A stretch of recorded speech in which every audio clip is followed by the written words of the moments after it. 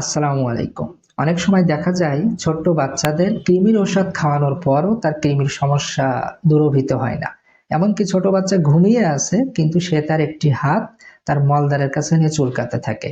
কিন্তু কেন এমন হয়? কেন কৃমির ঔষধ খাওয়ানোর পরও এই সমস্যা দূরীভূত হয় না? আমাদেরকে মনে রাখতে হবে কৃমির সংক্রমণ কয়েক ধরনের হতে পারে এবং সকল ধরনের কৃমির সংক্রমণের ক্ষেত্রে একই ধরনের ঔষধ সবসময় কার্যকরী নয়। তাহলে আমাদের প্রথম কাজ কি হবে?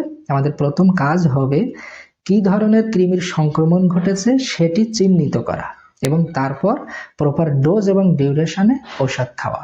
কিছু ঔষধ আছে প্রথম দিন খাবার পর প্রয়োজনে সপ্তম দিন কিংবা 14তম দিন, আবার কিছু ঔষধ আছে একটানা 2 দিন কিংবা 3 দিন এভাবে খেতে হয়।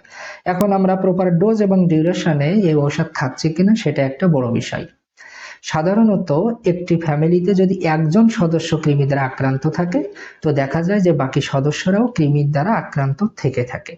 এখন আপনি যদি একাই এই কৃমির ঔষধ খান এবং বাকি সদস্যরা যদি না খায় তাহলে কিন্তু এই কৃমির সমস্যা যাবে না। এরপর দেখতে হবে আপনার বাসা বাড়িতে যে টয়লেটটি আছে সেটি পরিষ্কার পরিচ্ছন্ন কিনা।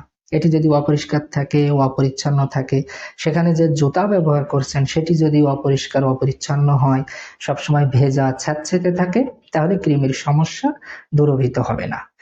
টয়লেট থেকে বের হওয়ার পর যদি আমরা সাবান দিয়ে ভালো মতো হাত না ধুই, পা ধৌত না করি, তাহলে কৃমির সমস্যা যাবে না। আপনার ছোট্ট বাবুকে ধোয়ানোর পর আপনি নিজে এবং বাবুকে যদি সাবান দিয়ে না ধোয়ান তাহলে কৃমির সমস্যা দূরীভূত হবে না। কিছু বাচ্চা আছে যারা চোখের সামনে যেটাই পায় সেটাই মুখে দিতে থাকে, এটা আরেক ধরনের কন্ডিশন যেটাকে বলা হয় পিকা। এই ধরনের বাচ্চাদের ক্ষেত্রে আবার কৃমির সংক্রমণের ঝুঁকিটা বেশি থাকে, তো সেক্ষেত্রে আলাদাভাবে আপনারা ডাক্তারকে দেখাবেন।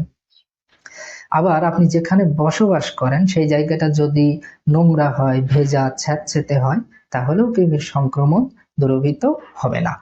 আমরা যে টাটকা শাকসবজি ফলমূল যেটাই খাই সেটা যদি ভালো মতো না ধুয়ে খাই তাহলে কৃমির সংক্রমণ দূরীভূত হবে না।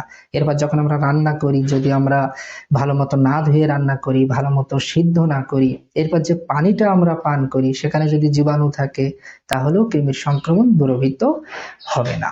এরপর আমাদের হাতের নখ যদি লম্বা থাকে তো এই নখের নিচেই কৃমির ডিম কিংবা লার্ভা থাকে, এটা লুকিয়ে থাকে।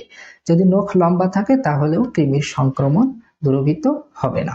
তো এই হলো মোটামুটি কারণ যে প্রপার ডোজ এবং ডিউরেশন হয়তোবা আমরা ওষুধ খাচ্ছি না কিংবা আমরা সচেতন না, হ্যাঁ, আমরা হয়তোবা পরিষ্কার পরিচ্ছন্ন থাকছে না, যে কারণে আমাদের কৃমির সংক্রমণ দূরীভূত হচ্ছে না। তো যাদের এই ধরনের সমস্যা আছে আপনারা প্রপার ডোজ এবং ডিউরেশনে ঔষধগুলো খাবেন এবং আমি যে কারণগুলো বললাম এই সচেতনতা আমাদের ভিতরে আনতে হবে, তাহলে কৃমির সমস্যা দূরীভূত হয়ে যাবে ইনশাআল্লাহ।